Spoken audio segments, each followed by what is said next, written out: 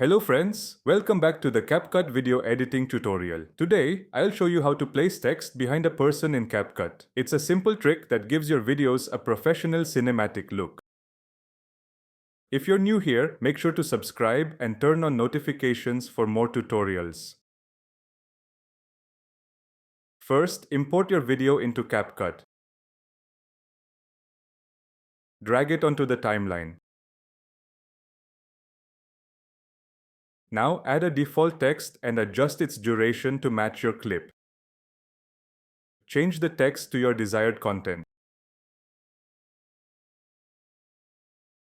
Set the font to bold and increase the size for better visibility. Move the text to the position where you want it to appear behind the person.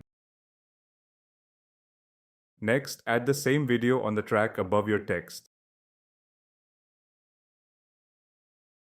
By default, CapCut does not allow text between video tracks. To fix this, select the video in the Media tab. Here, you have to turn on the free layer using the Modify button.